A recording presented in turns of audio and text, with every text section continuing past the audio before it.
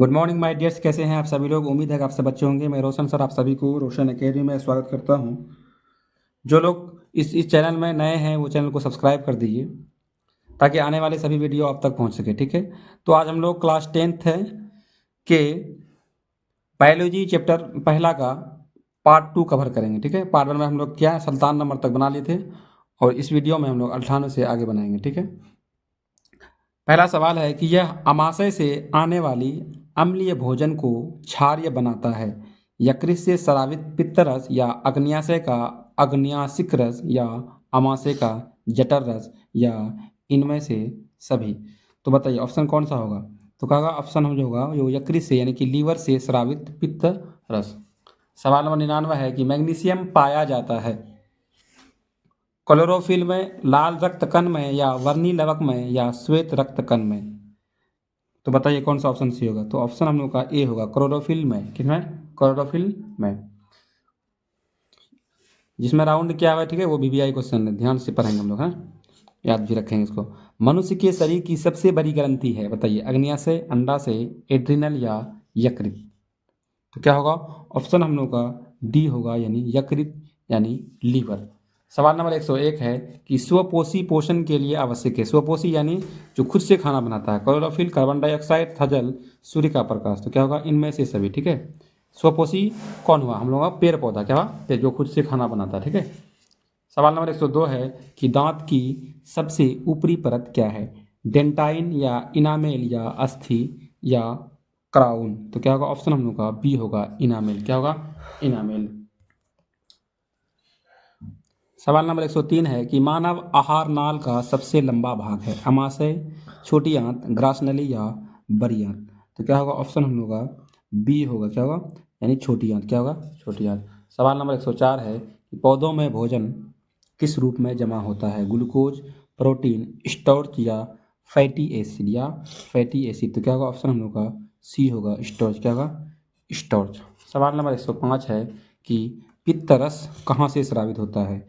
पित्त रस कहाँ से स्रावित होता है। यकृत, मुख गुहा, आमाशय या छोटी आंत। तो क्या होगा ऑप्शन हम लोग का ए होगा, यकृत। सवाल नंबर 106 है कि निम्न में स्वपोषी कौन है। हरे पौधे, मछली, कीट या अमीबा या अमीबा। तो क्या होगा ऑप्शन हम लोग का ए होगा, हरे पौधा क्या है, स्वपोषी है। मनुष्य के आहार नाल में अवशेषी अंग कौन है, बताइए। कोलोन या अपेंडिक्स या सीकम या रेक्टस या रेक्टस। तो क्या होगा ऑप्शन हम लोग का बी होगा, अपेंडिक्स। सवाल नंबर 108 है कि निम्नलिखित में कौन ट्रिप्सिन एंजाइम का कार्य है। वसा का पाचन, कार्बोहाइड्रेट का पाचन या प्रोटीन का पाचन या इनमें से सभी। तो क्या होगा ऑप्शन हम लोग का सी होगा, प्रोटीन का पाचन। सवाल नंबर 109 है कि प्रकाश संश्लेषण की क्रिया होती है कवकों में, जंतुओं में, हरे पौधों में या परजीवियों में। तो किसमें होता है? हरे पौधों में प्रकाश संश्लेषण की क्रिया होती है। सवाल नंबर 110 है कि अमीबा अपना भोजन कैसे पकड़ता है। स्पर्शक द्वारा, जीभ द्वारा या कुटपाद द्वारा या मुंह द्वारा। तो किस कुटपाद द्वारा अमीबा अपना भोजन पकड़ता है। छोटी आंत एवं बड़ी आंत के जोड़ पर पाई जाने वाली एक छोटी नलीनुमा रचना को क्या कहेंगे? क्या कहेंगे? सीकम या रेक्टस या कॉलोन या अपेंडिक्स। तो क्या कहेंगे? सीकम कहेंगे। क्या कहेंगे? सीकम। अब हम लोग सवाल जो बनाएंगे वो श्वसन यानी सांस लेना है ना, इसी से हम लोग सवाल बनाएंगे। ठीक है, सवाल नंबर 112 है कि कौन सी गैस श्वसन क्रिया में मुक्त होती है। ऑक्सीजन, सल्फर डाइऑक्साइड या नाइट्रोजन या कार्बन डाइऑक्साइड। तो क्या होगा ऑप्शन हम लोग का डी होगा, यानी कार्बन डाइऑक्साइड। सवाल नंबर 113 है कि ग्लूकोज के पूर्ण ऑक्सीकरण से क्या मुक्त होता है। सिर्फ कार्बन डाइऑक्साइड, सिर्फ H2O यानी जल, सिर्फ ऊर्जा या इनमें से सभी। तो क्या होगा? इनमें से सभी होगा। सवाल नंबर 14 है कि एटीपी का विस्तारित रूप है। एटीपी का विस्तारित रूप क्या है। तो क्या ऑप्शन हम लोग का सी होगा, इसको बोलेंगे हम लोग एडिनोसिन ट्राईफास्फेट। एडिनोसिन ट्राईफास्फेट, ध्यान रखेंगे। ठीक है, वीवीआई सवाल है। सवाल नंबर 115 है कि 115 यानी कि रंध्र का मुख्य कार्य क्या है? प्रकाश संश्लेषण, गैसों का विनिमय एवं वाष्पोत्सर्जन या पोषण। तो क्या होगा? ऑप्शन हम लोग का बी होगा, यानी गैसों का विनिमय एवं वाष्पोत्सर्जन। सवाल नंबर 116 है, किस प्रकार के शोषण से अधिक ऊर्जा मुक्त होती है? वायवीय या अवायवीय या दोनों? तो क्या होगा? ऑप्शन हम लोग का ए होगा, वायवीय शोषण। सवाल नंबर 17 है कि ग्लाइकोलाइसिस होता है माइटोकॉन्ड्रिया में, कोशिका द्रव्य में, या गोल्जी कॉम्प्लेक्स में, या क्लोरोप्लास्ट में? तो बताइए क्या होगा? तो ऑप्शन हम लोग का बी होगा, कोशिका द्रव्य में। सवाल नंबर 118 है कि किस पौधा में रंध्र अनुपस्थित रहते हैं? आम, हाइड्रीलिया, या नागफनी, या कनेर? तो क्या होगा? हाइड्रीलिया। सवाल नंबर 119 है कि किस क्रिया पाई जाती है? किण्वन क्रिया पाई जाती है अमीबा में, यीस्ट में, या हाइड्रा में? तो क्या होगा? ऑप्शन हम लोग का बी होगा, यीस्ट में। सवाल नंबर 120 है कि ट्रैकिया किस जीव का श्वसन अंग है? हाइड्रा का, स्टारफिश का, या कॉकरोच का, या पाइला का? तो क्या होगा? ऑप्शन हम लोग का सी होगा, कॉकरोच का। सवाल नंबर 119 है कि हरे पौधे रात्रि में किस गैस का निष्कासन करता है? ऑक्सीजन, कार्बन डाइऑक्साइड, या नाइट्रोजन? तो क्या होगा? ऑप्शन हम लोग का बी होगा, कार्बन डाइऑक्साइड। सवाल नंबर 122 है कि मछलियों में शोषण होता है ट्रैकिया के द्वारा, फेफड़ा के द्वारा, या शरीर की सतह से, या कलोम के द्वारा? तो क्या होगा? ऑप्शन हम लोग का डी होगा, कलोम के द्वारा। सवाल नंबर 123 है कि मानव श्वसन तंत्र में होता है, मानव श्वसन तंत्र में होता है स्वरयंत्र, श्वास नली, या फेफड़ा, या इनमें से सभी? तो क्या होगा? ऑप्शन हम लोग का डी होगा, इनमें से सभी। सवाल नंबर 124 है कि पाइरुवेट के विखंडन से यह कार्बन डाइऑक्साइड, जल तथा ऊर्जा देता है और यह क्रिया होती है कोशिका द्रव्य में, माइटोकॉन्ड्रिया में, हरित लवक में, या केंद्रक में? तो क्या होगा? ऑप्शन हम लोग का बी होगा, माइटोकॉन्ड्रिया में। सवाल नंबर 125 है कि निःश्वास द्वारा निकली वायु में रहती है CO2, O2, N2, या CO2? तो क्या होगा? ऑप्शन हम लोग का ए होगा, CO2।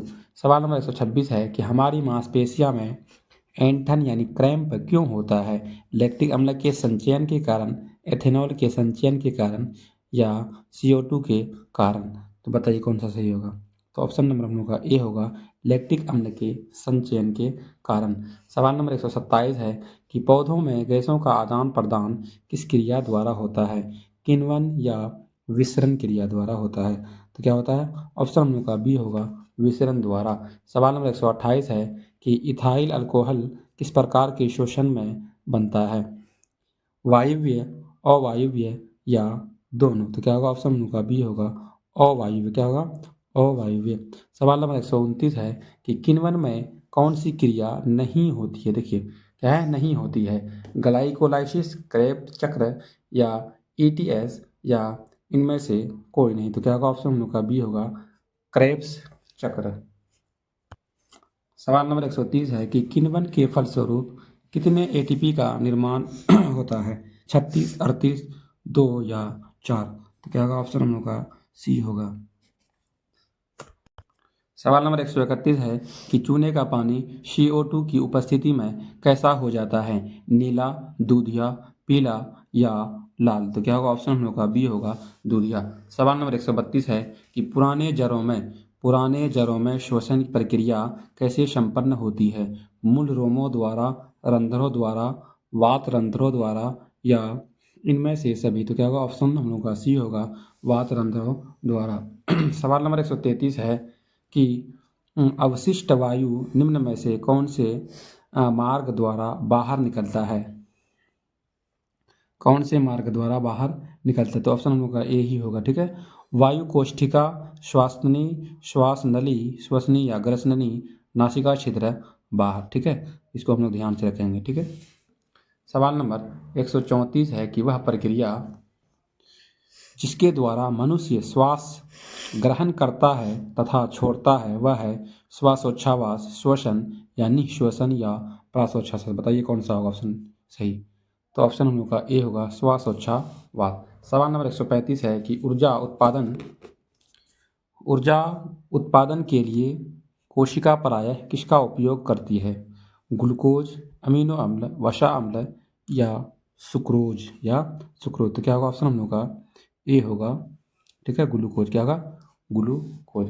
सवाल नंबर 136 है कि श्वसन के अध्ययन के लिए उपयोग किए जाने वाले बीज है शुभो बीज, अंकुरित बीज, उबला हुआ बीज या कुचले हुए बीज। तो क्या होगा ऑप्शन हम लोग का बी होगा।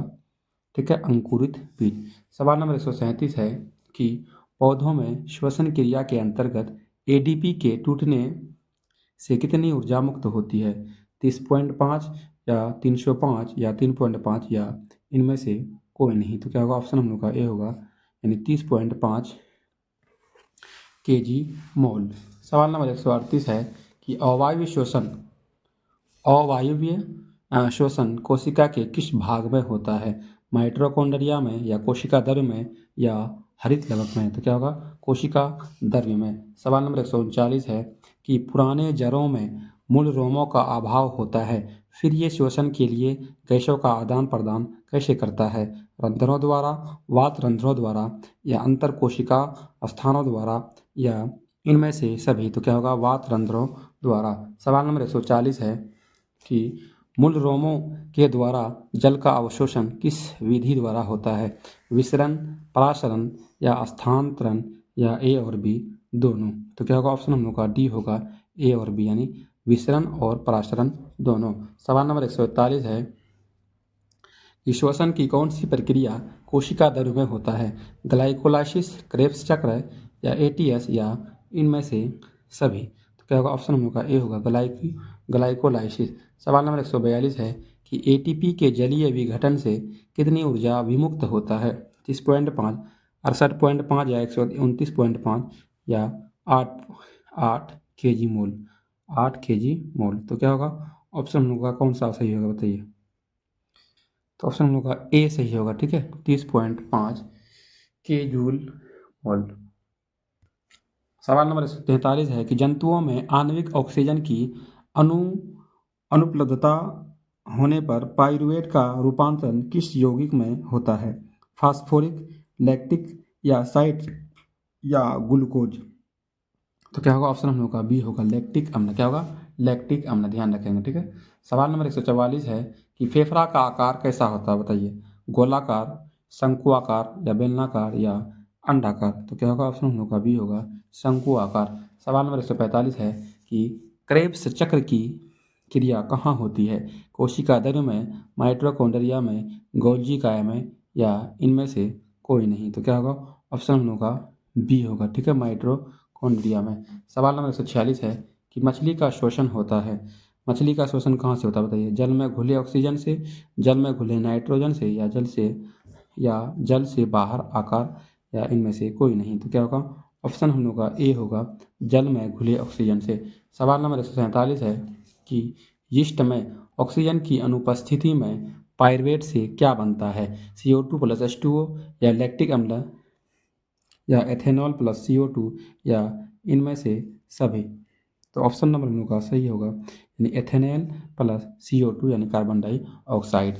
सवाल नंबर 148 है कि माइटोकॉन्ड्रिया में ऑक्सीजन की उपस्थिति में पाइरूवेट क्या बनाता है? CO2 प्लस H2O या लैक्टिक अम्ल प्लस ऊर्जा या एथेनॉल प्लस CO2 प्लस ऊर्जा या इनमें से कोई नहीं?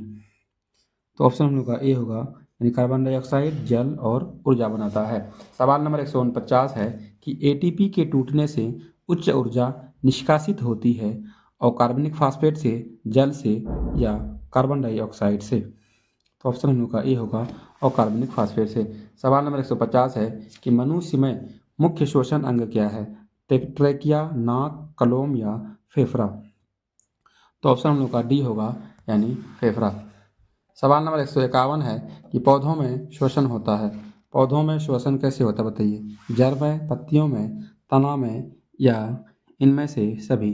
तो क्या होगा ऑप्शन हम लोग का डी सही होगा। ठीक है, पौधों में श्वसन जड़ से, पत्तियों से और तना से होता है। सवाल नंबर 152 है कि मछली का श्वासनांग है बताइए? ट्रेकिया, गिल्स, त्वचा या फेफड़ा? यानी मछली सांस कैसे लेता है बताइए? तो ऑप्शन हम लोग का बी होगा, यानी गिल्स। सवाल नंबर 152 है कि पौधों में गैसों का आदान प्रदान किसके द्वारा होता है? रंध्र, जड़, तना या टहनी। तो क्या होगा? रंध्र द्वारा। सवाल नंबर 154 है कि तिलचट्टा में कितने जोड़े श्वास रंध्र पाए जाते हैं? 2, 8, 10 या 6। तो क्या होगा? ऑप्शन हम लोग का सी होगा, यानी 10। कितना होगा? 10। तिलचट्टा में कितना श्वास रंध्र है? 10 श्वास रंध्र। ठीक है। सवाल नंबर 155 है कि श्वसन के अंतिम उत्पाद कौन सा है? CO2 और H2O, या CO2 ऊर्जा, या H2O और ऊर्जा, या CO2 H2O और ऊर्जा।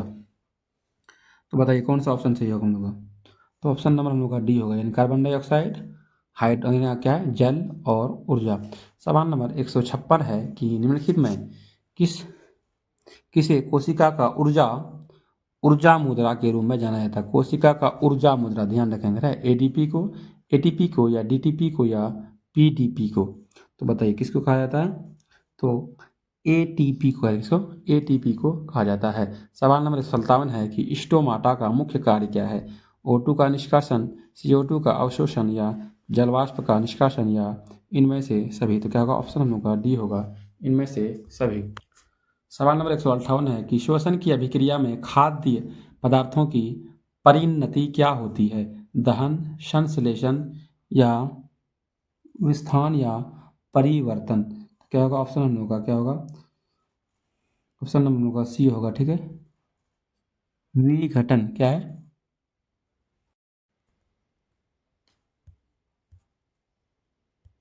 क्या नंबर है? 159 जो है। चलो भाई। अरे अच्छा। सवाल नंबर 159 है कि अवायवीय श्वसन में डॉट डॉट एटीपी का निर्माण होता है, जबकि वायवीय श्वसन में डॉट डॉट एटीपी का निर्माण होता है। तो क्या होगा? ऑप्शन हम लोग का ए होगा, 2 एटीपी। ठीक है। ध्यान 2 एटीपी और 36 एटीपी, ध्यान रखेंगे, 2 एटीपी और 36 एटीपी का निर्माण होता है। सवाल नंबर 160 है कि एक ट्रैकिया श्वास नली में कितने ट्रैकियल रिंग होते हैं? 10, 12, 12, 14, या 14, 16, या 16, 20। तो क्या होगा? ऑप्शन होगा डी होगा, यानी 16, 20। सवाल नंबर 161 है कि किण्वन की प्रक्रिया है? अवायवीय, वायवीय, या दोनों। क्या सही होगा? ऑप्शन हम लोग का ए सही होगा, अवायवीय। किण्वन एक अवायवीय श्वसन है। सवाल नंबर 162 है कि ऑक्सीजन की उपस्थिति में होने वाले श्वसन को क्या कहेंगे? अवायवीय, वायवीय, या किण्वन, या इनमें से कोई नहीं। क्या होगा? ऑप्शन हम लोग का बी सही होगा। ठीक है। अवायवीय श्वसन। सवाल नंबर 163 है कि ऑक्सीजन के अभाव में हमारी पेशियों में पाइरुवेट से क्या बनता है? एथेनॉल, CO2, लैक्टिक अम्ल, या H2O। तो ऑप्शन कौन सा सही होगा हम लोग? बताइए। तो ऑप्शन नंबर हम लोग का सी सही होगा। ठीक है। लैक्टिक अम्ल क्या था? ऑक्सीजन के अभाव में हमारी पेशी में जो होता है वो लैक्टिक अम्ल की पाइरुवेट से क्या बनता है? ठीक है, इससे बनता है। इससे बनता है तो लैक्टिक अम्ल से। कल हम लोग पार्ट 3 में, है ना, 3 भाग में हम लोग पढ़ेंगे परिवहन से आगे चैप्टर। ठीक है। वीडियो अच्छा लगे तो लाइक शेयर जरूर कीजिए।